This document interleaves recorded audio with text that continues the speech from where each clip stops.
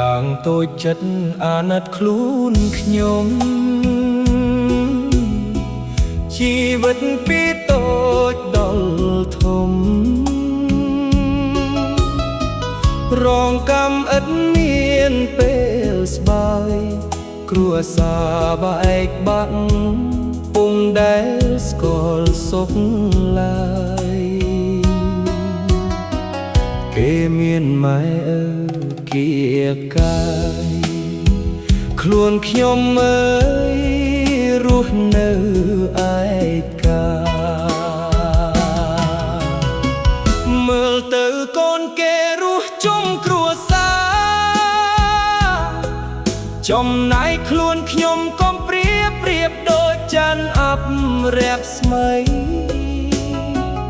នឹកឡើងកាលណាទឹកនេត្រាគ្មានលហើយ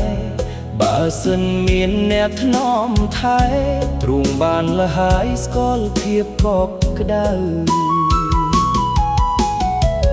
កាជាមនុស្សមានខំមានត្រូវ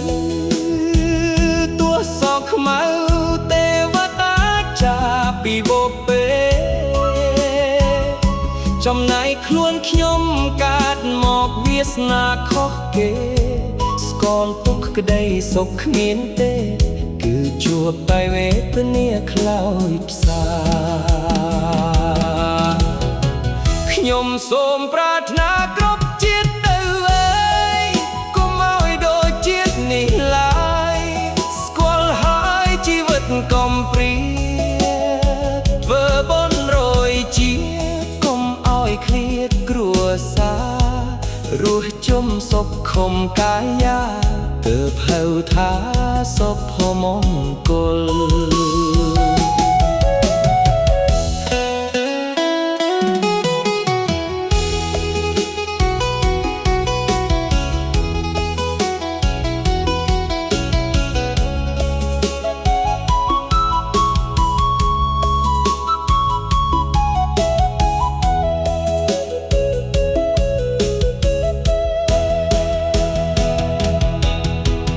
ខ្ញុំសូមប្រាថ្នាគ្រប់ជាតិទៅអើយ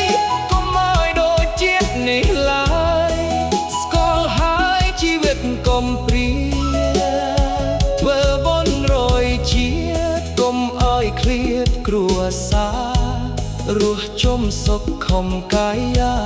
ទើបហៅថាសុភមង្គល